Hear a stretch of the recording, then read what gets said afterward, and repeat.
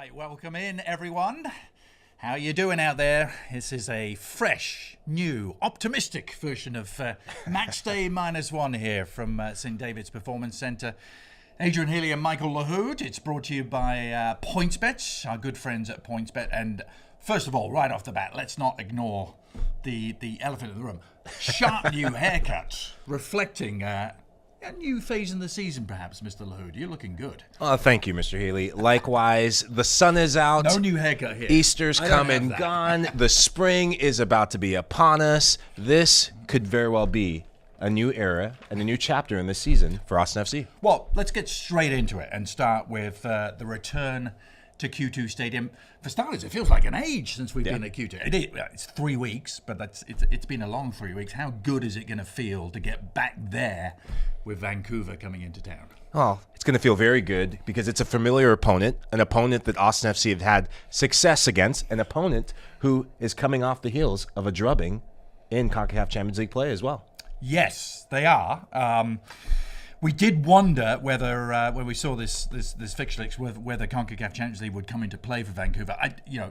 Does it? Because they were already 3-0 down from the first leg at home to LAFC. Clearly rested some players, not others, with the tie virtually gone in LA. So having played that game on Tuesday night, is this something, if you're Josh Wolf and Austin, that you can look to exploit? Absolutely. Those players, whether they're on the field getting minutes or on the plane, these still had to make the trip to travel, and that's a long trip coming from the West Coast. We've seen West Coast teams come to Q2 Stadium and struggle.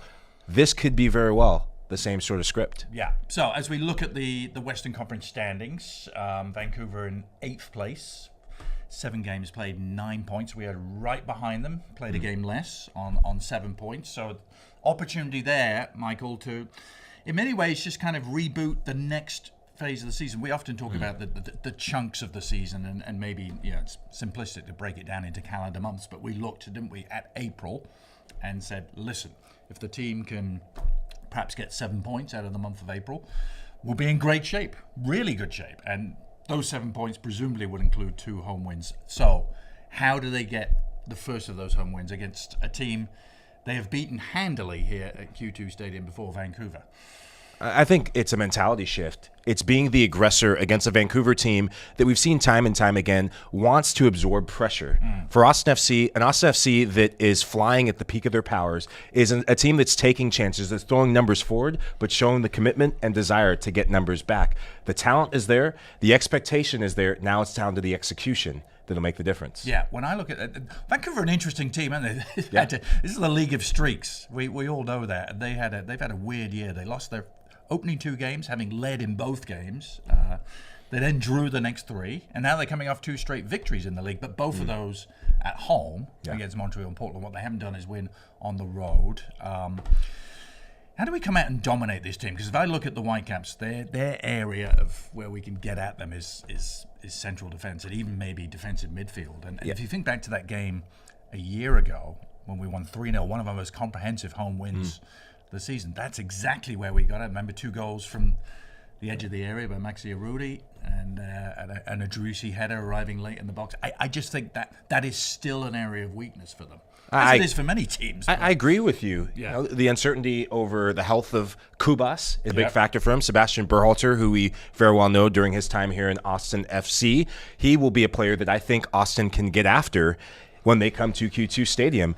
The fact that there's been talks of formation shifts and whatnot. It's getting back to basics for the Verde and Black. Yeah. It's getting back to dominating the midfield, not just in possession, but with numbers, numerical advantage in midfield. I think that's where this game can be won. And once you get into the final third, it's being more decisive. Yeah. You see that from the top teams all around the world. You see that from the top teams in Major League Soccer. And when Austin are decisive in the final third, it's already yielded goals this season. Yeah. You can definitely sense the angst amongst the fan base about the tactical shift that we've undergone in this year. But I want to get your thoughts on that as a former player. I mean, we're only 6 games into this season. Is it natural that there's going to be kind of a bedding in period for new offensive tactics, particularly? Yes. It takes time. Last season, a big shift from last season to this season. It's not just personnel, but remember, we were playing with 2 attacking midfielders last season for much of the season. Alex Ring and Sebastian Driussi were our 2 number 10s. This year, for more defensive security, pushing outside backs forward, it's Owen Wolff and Danny Pereira being the 2 to screen the 2 center backs. That takes some time to get used to for defenders, attackers, but I think ultimately it's just being more having that freedom of mind and having that freedom of presence to take risks in the final third. That doesn't change wherever you go, whatever formation you play. You still need that. Yeah. So no doubt about it. This is an eminently winnable game.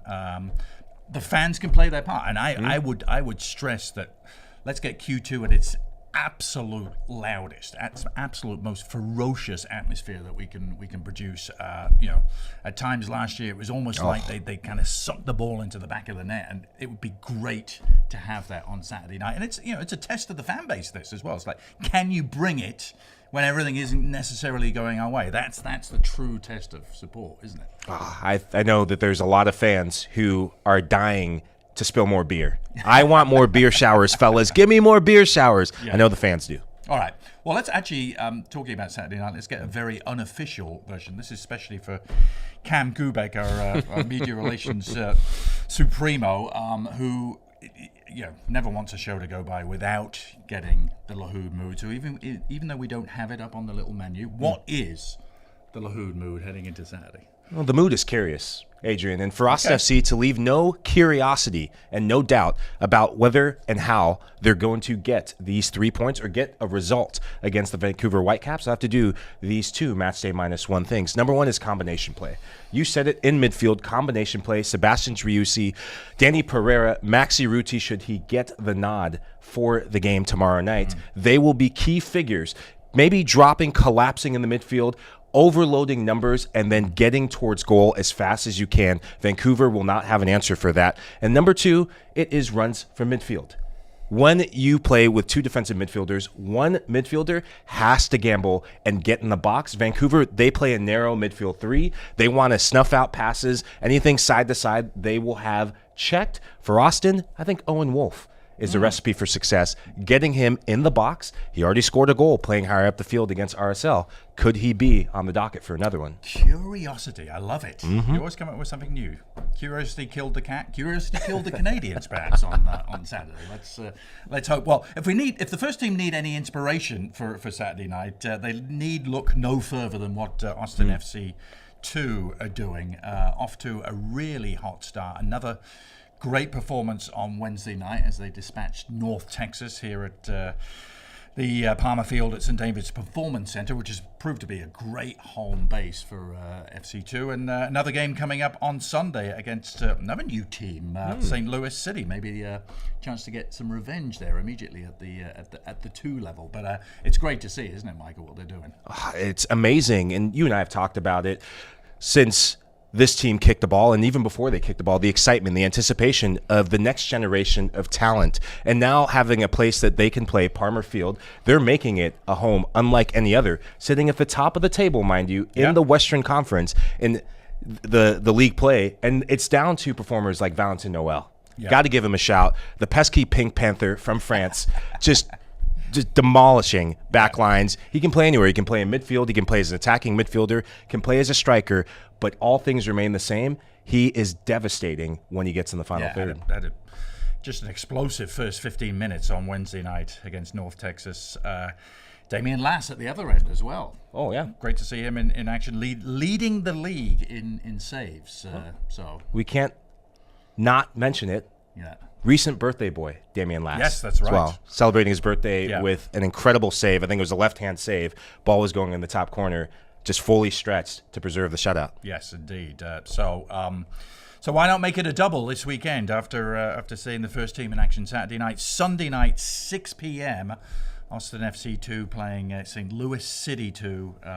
Again, Palmer Field at St. David's Performance Center. Come join the fun here with the pitch as well available to make a night of it. 6 p.m. Sunday sounds perfect. I'm going to try and get there myself as well for this one.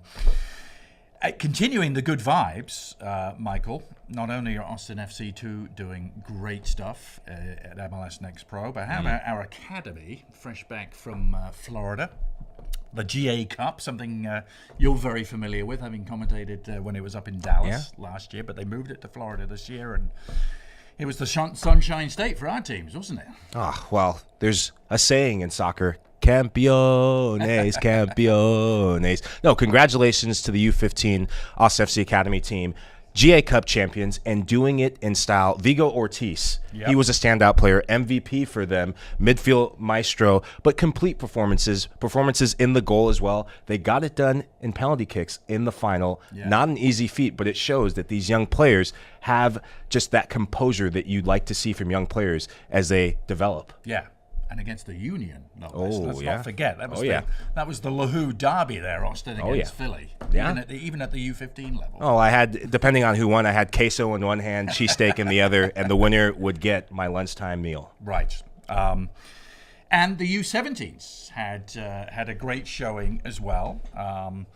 Didn't win it all like the U15s, but when you look at how they performed, the standout was the victory against Pumas, a 2-1 win. And they went the distance in the other games as well. In fact, only lost on penalties in the other two games against New York City FC and Atlanta United. Spencer Sandman perhaps getting a shout out for one of the players of the tournament. So terrific stuff for both the U15s and the U17s. The academy already paying great dividends. And on the subject of the academy, time to welcome our interim sporting director, Sean Rubio, to the show. Sean, I look across expecting Michael, and suddenly it's Mr. Rubio there instead. So that was a pretty shifty move by you for starters. Yeah, they brought me off the bench to come in for the second half. Yes, that's fantastic. I was just talking about the academy success, so let's start right there, because I know you were there in Florida, having put a lot of miles in, tracking the FC2 team as well as the first team. But just your thoughts on our overall sort of progress at this stage as an academy. Yeah, it's really exciting. I mean, it's not quite a crowning achievement because we've obviously always got work to do, but it's just a really exciting moment for the academy. You know, that group has been building for a number of years, even before the first team started, let alone the second team. So it's a testament to that entire group and all the work that they put in and the hours they put in for them. So happy for the staff and happy for the players. Anytime you can lift a trophy at a club, it's an exciting moment. I remember seeing Tyson Wall when I first walked into the building, and he'd already been here 2 years at that stage, like laying the groundwork for this. Yeah, 100%. I mean, they really were the first time Austin FC set foot on a field, right? It's funny to think of it that way, I suppose, but it's the reality. And so again, for both age groups to perform well, I think the 17s got a little bit unlucky, to be honest, not to go through to the playoff, but for the 15s to go all the way and raise the trophy, it's really exciting. Yeah, 17s, as I pointed out, actually undefeated in not 90 minutes, 60 minutes, but didn't lose a game, lost 2 games on penalties. Talking about penalties, that's part of the next pro sort of rules and regulations, isn't it? The tied games go to penalties. And for you, seeing what Austin FC2 have done to come flying out of the blocks, 3-0-1 in their first 4 games competitively that must fill you with pride, Sean. I know you've been very actively involved in kind of putting this whole part of the club together. Yeah, it's exciting. I mean, I think for every club in MLS, the next pro team is, we think of it as the bridge. You know, we were talking about the academy. Obviously, there's the first team, and the next pro team is in place to just provide that environment for them. And I mean, you mentioned it earlier. I was listening in, and Palmer Field, at St. David's Performance Center is an awesome environment for these guys to go out and express themselves.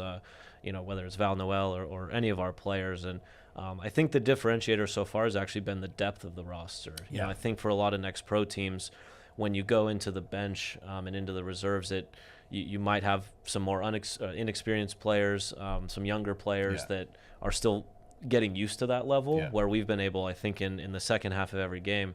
The game on Wednesday was the first time we didn't actually have to come from behind and change the game in the second half. It was a little bit of a different game, but that depth of the roster, as well as Coach Utley, I think him and his staff have done a really, really good job with the group.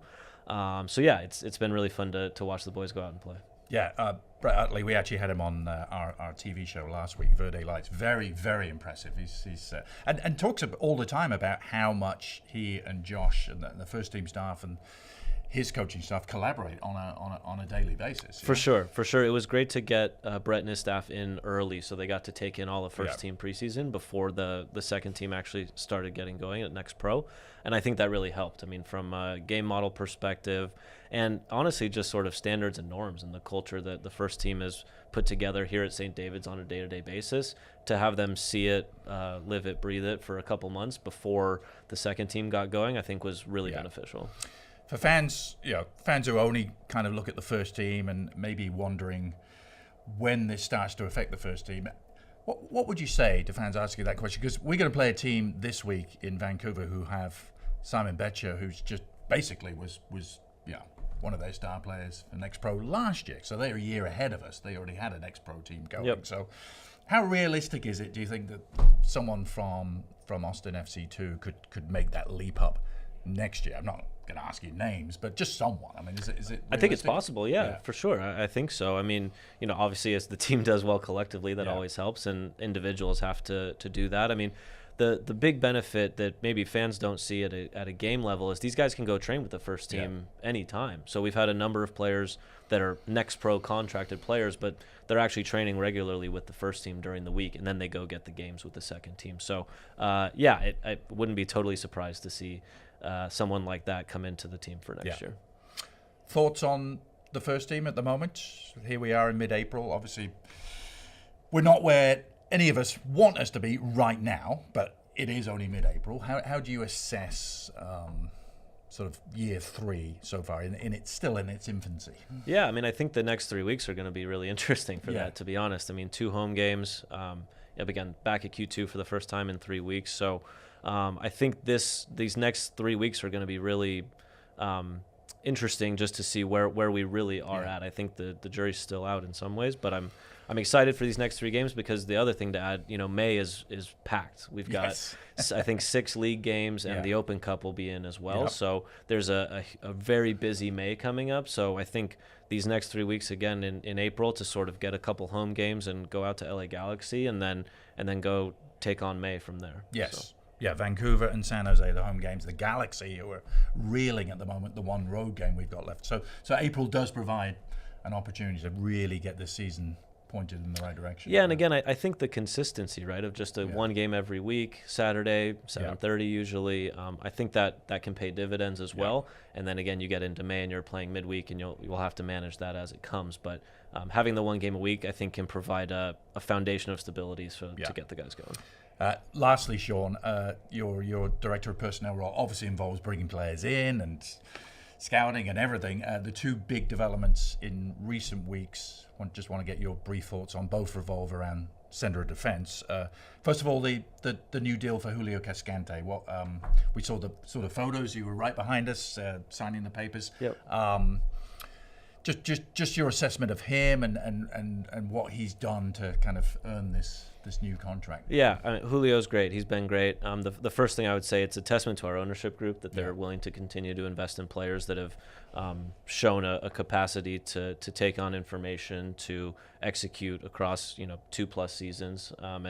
And Julio's an important piece of this group. We're really excited to get him back going in the next couple weeks, and hugely deserved. And again, I would say follows a number of commitments we've made in this offseason. Well, going back to the last offseason, I should say, between John Gallagher, Brad Stuver, Diego Fagundes, Sebastian Driussi. I mean, we want to show our commitment to players that, again, have shown an equal commitment to thrive in Austin. And so again, Julio's just the latest one of those, and hugely deserved, and I'm really happy for him. Yes.